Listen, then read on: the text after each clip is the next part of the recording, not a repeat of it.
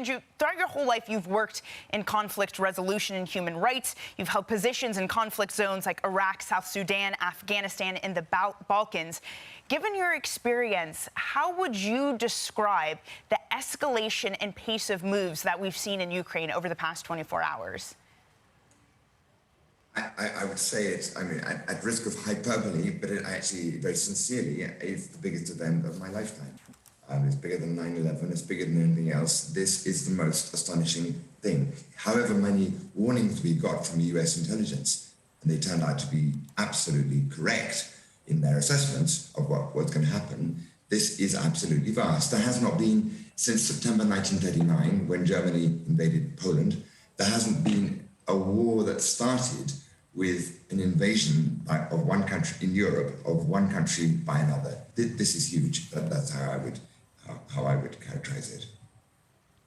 Andrew, good to have you with us. That is a pretty gargantuan call to say something that we're experiencing is biggest thing that you've ever seen in your life and bigger than 9/11. Yeah.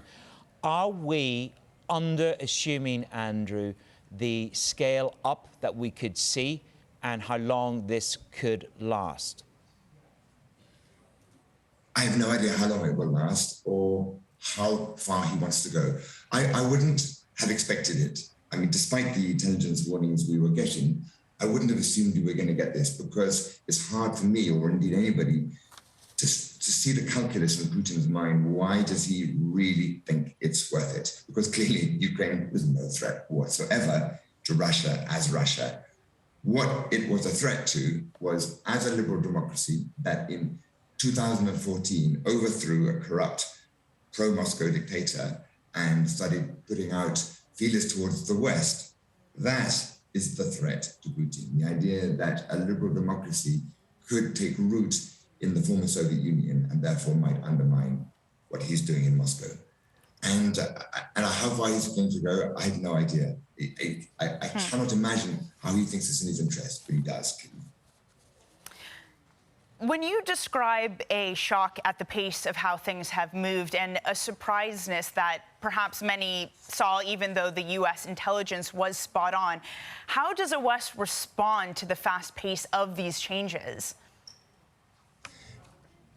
Well, it is not going to respond through military means. It's not going to do what the West did in 1991 when Saddam Hussein invaded Kuwait, and a massive coalition was sent to Kuwait to push back that aggression. Nobody's going to do that with Russia. It's too strong. But clearly, they're going to take very substantial measures, which are not going to change his mind. The sanctions that are going to be put in place are not going to reverse his decision. It was good that they were signaled in advance in the slight hope that it would deter this invasion, but that didn't happen. None of this is going to push him back now, but clearly the response is that it has to be costly for him, that he cannot get away with it with no cost. Herein lies the point, Andrew. If these set of sanctions thus far will not stop him, and our reporters have said to us, look, stop talking about sanctions as something which stops Putin overnight. It's something which has got to build, deliver pain, enduring pain. To Javier Blas, he's an oil reporter and an op-ed with the team. He says what we need is a replaying of the Saudi-Russian implosion in 2020. The West is actually financing Putin's war in Ukraine, buying hundreds of millions of dollars worth of natural resources every day. Either stop buying them or find a way to stop the payments. So what is the jugular that would really impact Putin and Russia? Is it cut off SWIFT, or is it something much more demonstrative, which is to tackle his oil and gas exports more directly? Well, that clearly would be the thing to do, but Western governments are not prepared to take that decision. And there is no jugular for this. There's military means, and that isn't going to be, and I understand very well why the West isn't going to go to war for Ukraine. But that is there is no jugular for this. I mean, sure, we can put it all in the sanctions, and London and the sort of the fact that the Russian mafiosi are able to buy so much in London and to run so many of their operations through there, there have to be really strong measures there. That is absolutely certain. Otherwise, here in Germany, I'm based here. Obviously, the oil And so the gas pipeline, Nord Stream, sure, that has been threatened. But let us not be under any illusions. There is no jugular here that can be pressed. Well, Andrew, you say it's obvious that you don't want troops there, you don't want to start a war with Russia. But even though it's obvious, it's probably worth reiterating. Andrew, why do you think it doesn't make sense to deploy more troops? NATO has said they're not going to do this. Deploy more troops on the ground in Ukraine.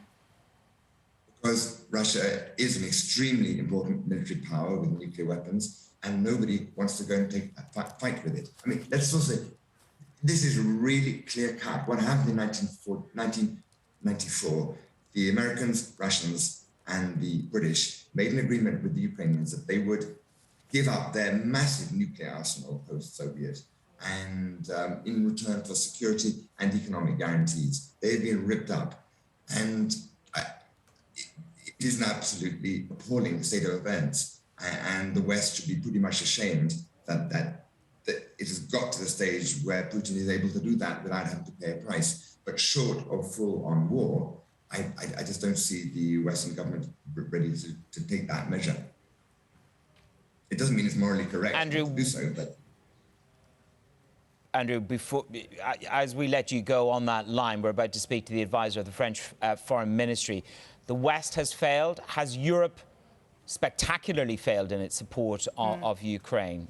How would you describe Europe's response as we go to France next?